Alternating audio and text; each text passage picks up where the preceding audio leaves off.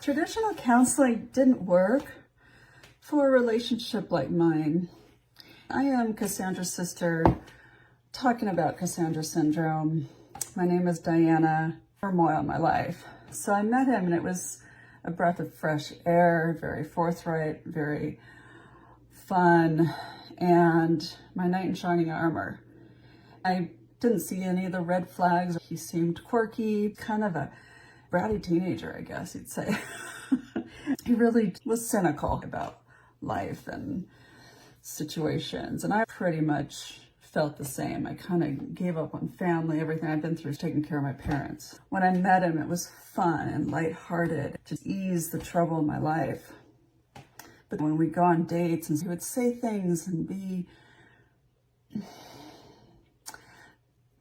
well, rude. Anyway, it was really difficult. I remember I would have nights in tears and wondering just, I must be a mess because I went through all this stuff and I must be depressed. Something's wrong with me. So from the get-go, I was in a tough situation. I went out looking for any type of diagnosis that I could get for myself because I was in so much depression from my parents, taking care of them, from all the stuff that had happened before I met him. I just wanted to relax. And he was that person to take me in and take care of me. I didn't want to deal with life anymore. It was really hard to find a job. So that's my whole situation in the beginning. As we were dating more, he'd break up with me and then I'd want him back. I was still struggling to get a job and he was helping me financially. There was one moment, and there were several breakups. There was one where he went to Nepal without me. I've mentioned this in my book. And what really led me to wondering what was going on. Before then, we had tried therapy, and that didn't work at all. I remember it was a therapist I was seeing from my ordeal with my parents. And he gave us homework and he said, write down 5 things that you appreciate about each other. My person would never do it, never write down the 5 things, where I would tell him what to say and just never do it in any of the homework. And we did see somebody else after that, I remember now. And still it didn't work. And as we were sitting there, we'd have this couple therapy. I really felt like the crazy one. When he went to Nepal, I really felt he had autism. That's when I went to another therapist who understood autism. And she misdiagnosed me because I was really stressed out and very adamant. He does these things. He doesn't get these things done. I had this anxious type of feeling in me that she didn't know what to think of me. I would just break down during therapy and not be able to understand it and not be able to explain it. And he seemed so normal, where I just seemed kind of cuckoo. So I actually went through therapy with her for 2 years, and she diagnosed him with autism. We thought we were getting somewhere. I wrote my book during my time with her. This is a book of stories of other women. I found Facebook groups that had the same type of guy as mine. And those 2 years, it was always like, try to make the relationship work, try to do all this stuff to help it out, that we're going to have a great time once we do this, or once we do that, it's going to be better. Once we do this, it'll be better. And I finally realized I didn't feel like it was a relationship at all anymore. Then I started to really get down into the hardcore, the comorbid stuff. Like, this is more than autism, because when I was going into different groups and talking about it, I would hear women say that's more than autism, and I'd get angry.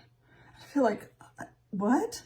He's not a bad person. He can't be this. He can't be narcissist. He can't be, no, he's fine. And then there was a point where I just thought, he absolutely is narcissist. That's all he is. And I remember sobbing on the phone to my friend. Okay, he's a narcissist. I've been duped. I thought it was autism. He's horrible. I can't leave him. I've invested everything. I depend on him. I just can't.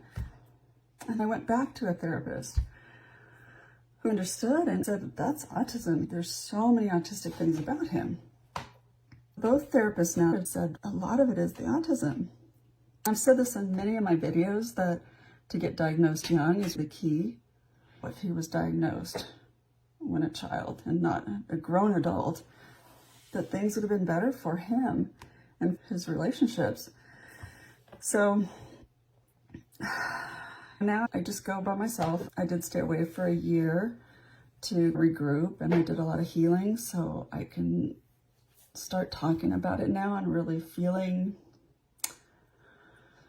secure in what I know about this.